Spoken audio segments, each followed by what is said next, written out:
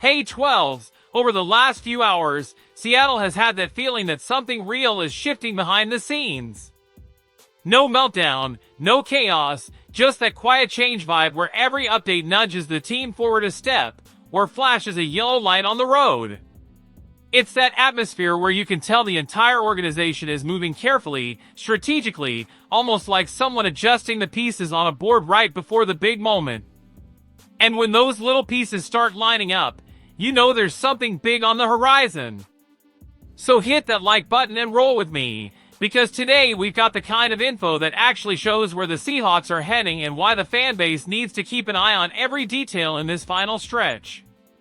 And to start, let's go straight to what had everyone doing a double take during the 26-0 win over the Vikings. Even with the game under control, even with the defense dominating and the whole team playing with confidence, one specific moment stood out: Sam Darnold going in and out of the blue tent. And now we know why. According to Greg Bell from the Tacoma News-Tribune, Mike Macdonald confirmed that Darnold is dealing with an ankle issue.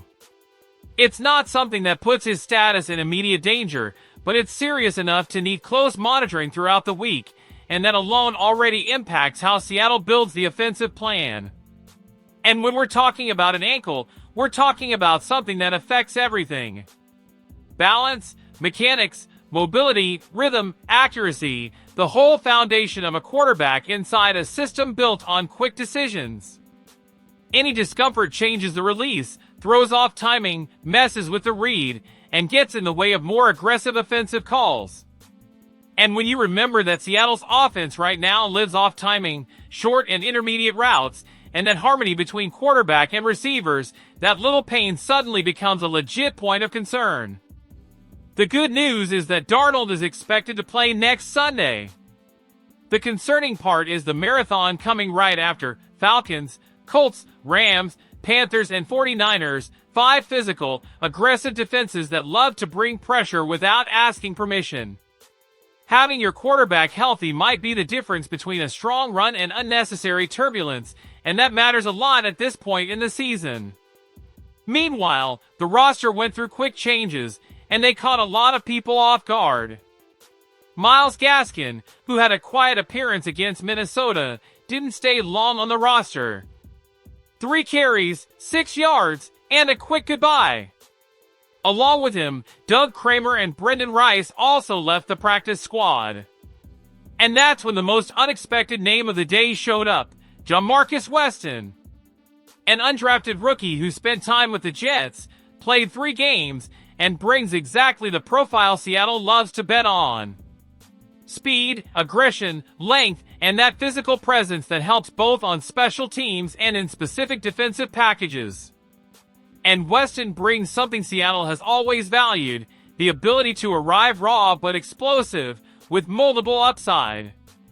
He's the type of athlete who fits specific roles but can grow inside the system.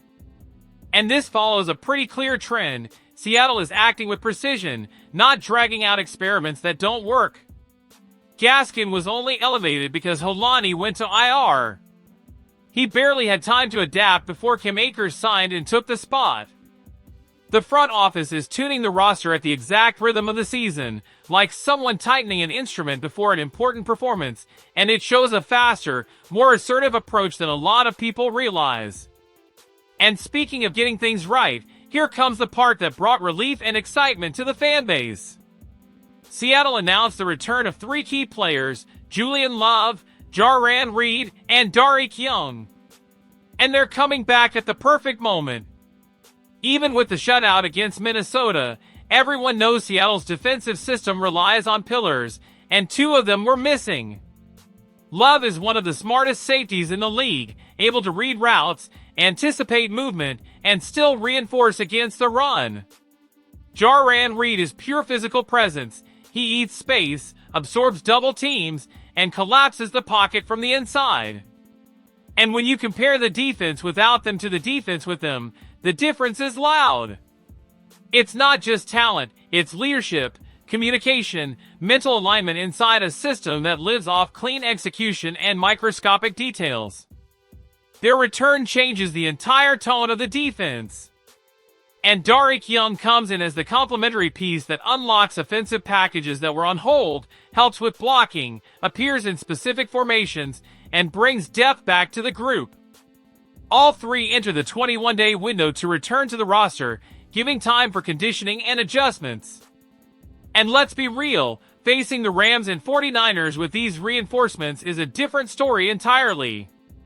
A defense that's already flying can take another step and deliver performances that actually swing the end of the season.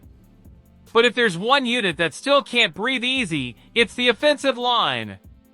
Jalen Sundell is still out, Olu Oluwatimi is holding things together, Gray Zabel played limited with pain, and Christian Haynes had to step in as an emergency solution.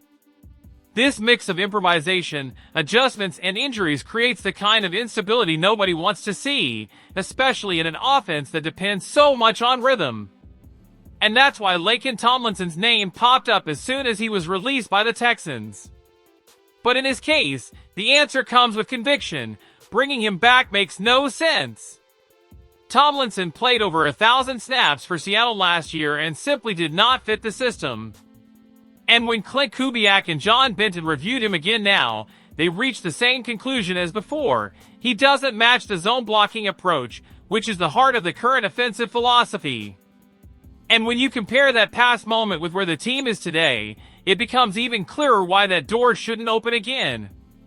The offense now requires lateral mobility, instant angle recognition, and fast reaction. Tomlinson didn't deliver before, didn't deliver in Houston, and nothing suggests he would now. Seattle needs depth, yes, but the right depth, the kind that fits the scheme, not a return that already proved it doesn't work. And when you put all of this together, you can see exactly how Seattle is operating at this decisive point of the season. The team is monitoring its quarterback, adjusting the roster with precision, getting key pieces back, and making conscious choices about what helps and what hurts the campaign. All of that matters because this final stretch can completely shift Seattle's position in the NFC, influence home field scenarios, and even shape the team's confidence going into the playoffs. The city feels it. The fans feel it. And the team seems to feel it too. So now I want to hear from you 12, for real, which of these updates hit you the hardest heading into the rest of the season? Did Darnold's ankle throw up a warning sign? Did the return of Love and Reed boost your confidence? Did the quick roster changes catch you off guard? Or is it this offensive line that still keeps your stomach tight? Tell me down below, because I read everything and I want to understand exactly how the fan base is seeing this moment. And of course, hit that like button, subscribe, and turn on notifications to stay locked in with everything happening. Let's show the strength of the 12s. Go Hawks!